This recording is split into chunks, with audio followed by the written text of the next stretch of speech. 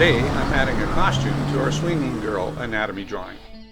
This is one of the best ways to get more use out of your anatomy sketches and turn them into real character designs. The method is simple. Just grab a few references, trace over your drawing, or use the practice sheet I provide and layer the outfit right on top. If you're new to this, don't stress about making something amazing.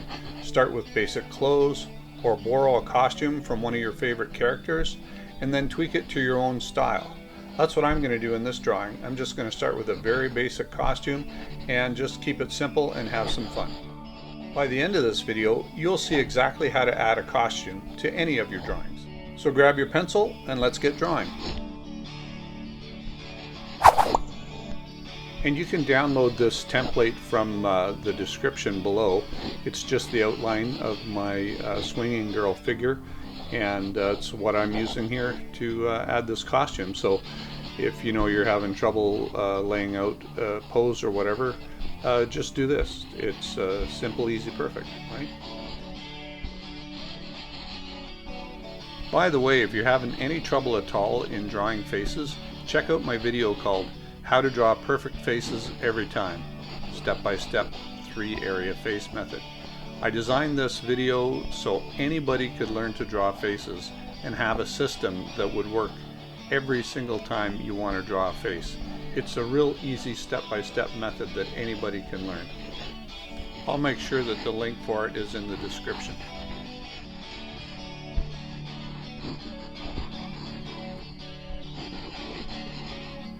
And if anybody has a method for cleaning erasers that's simple and easy, leave me a message in the comments. I'd really like to know. I find drawing faces is a lot more fun after you've developed and worked out some shapes and simplified patterns for all the features. Like I use a stylized M shape for the nose. I have 2-line eyes. I have a 7-line eye system. That one's on a video.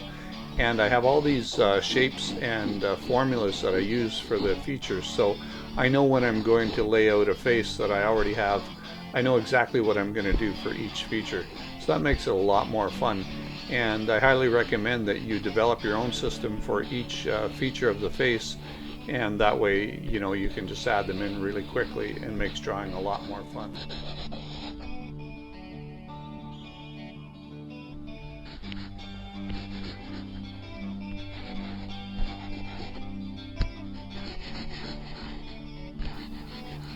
So my costumes tend to be more in the style of like 1960s and early 70s Fantastic Four or the original X-Men. Very basic and simple to draw. I haven't done a lot of those really stylized and really flashy manga costumes that a lot of people do, but I think I'm gonna, in the near future, get into doing a lot more exotic costumes, let's say that. So but anyway, this video isn't designed for that. This video is just to give you a few ideas on how you can add in a simple costume to some of your maybe anatomy sketches or old drawings and give them new life. And I didn't want this to be a really complicated, adding in all kinds of bizarre bits of jewelry and costumery, I don't know if that's a word, or really difficult boots to draw or anything like that. So I realized the costume is pretty basic, but that's all we were going for here in this video. So get used to adding a few things, and then you can work on adding in more and more like I said, exotic or advanced costumery. I guess that's my new word for the day.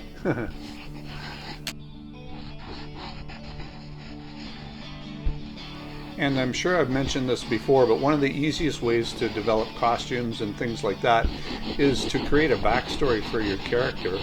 And if you know what era they're living in, or what location they're in, are they in a city, what country are they in, all those things will give you great ideas for developing and what you want to do in your costume.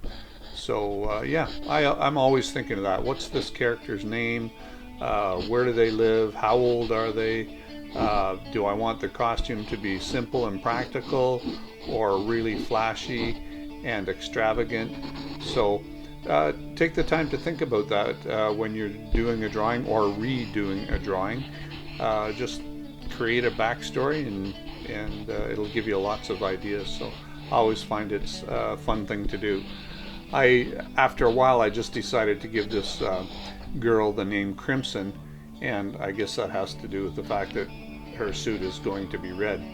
By the way, in a future video, I'm going to be doing how to color this drawing, and I'm going to teach you my basic system for digitally coloring your drawing. So if you're a beginner out there, you're going to enjoy that, because it's simple, easy, perfect, works every time, and it's not super advanced. So if you're new to Photoshop or Clip Studio Paint, it's going to be an easy follow along how to color your drawing. So I think you'll like it.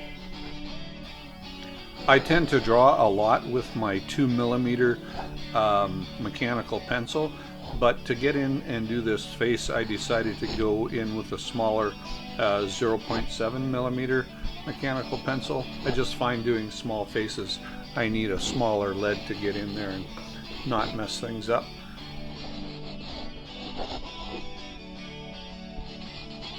You can see on the left there I have my drawing of the swinging girl, an earlier one that I did, and I put in as much anatomy as I possibly could just as a nice reference. In this costume drawing that I'm doing, I'm just adding in little hints and references to anatomy, as this character Crimson, she's very strong, but you know, she doesn't have bulging muscles or anything like that, and she's not hyper thin or anything like that. So you only need a few details of the anatomy to make it look convincing.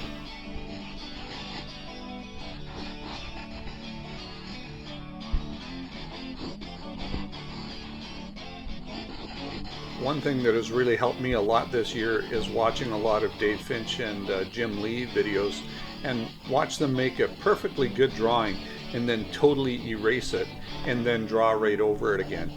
And at first I was like, no, don't erase it. And then then they would do something even better. And so I've been making sure that I lose the fear of doing that, and I learn to erase and then redraw, and my confidence and abilities have grown because of doing that. So that's something you might want to try.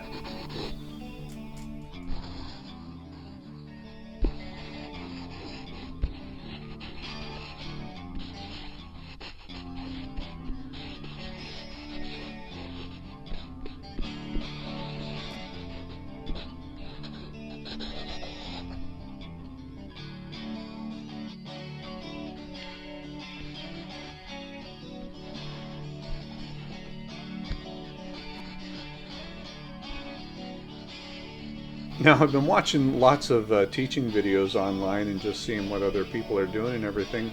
And lately I've been coming across a few videos where people say how to steal from other artists the proper way. And I always find that a really negative thing, because I don't think when you are learning from somebody else and then using it for yourself that you're actually stealing anything, unless you're copying it exactly. You know, in the same way when you learn a language, you know, you're using the same words everybody else is using, but you're not trying to say it exactly like, you know, I'm the Terminator or I'll be back.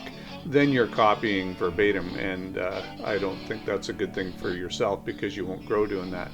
But borrowing stuff and learning from other people and then using it, I just don't think saying the word stealing the proper way is a good term. It's just my thoughts on the idea.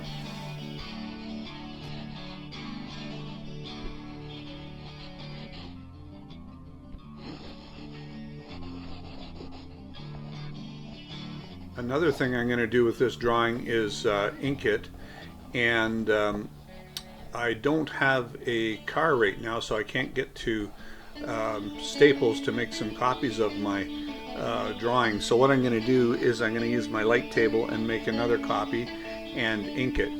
And because of that, and because I know I'm also going to be digitally coloring this, I put in some shading, but I don't go crazy with it, because I know I'm going to be doing, like I said, digitally coloring it, inking it with you know, traditional ink and a dip pen and all that.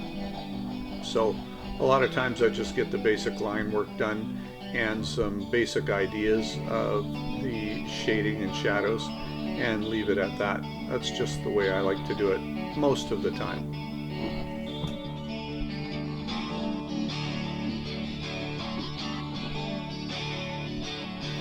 Hey everyone, thanks for following along with this video. Please like and subscribe and comment. I'm over 100 videos old now on YouTube and I don't get many comments, not sure why. So don't be shy to send me your thoughts and suggestions for topics and videos you'd like to see, okay? So till the next video drops, bye for now.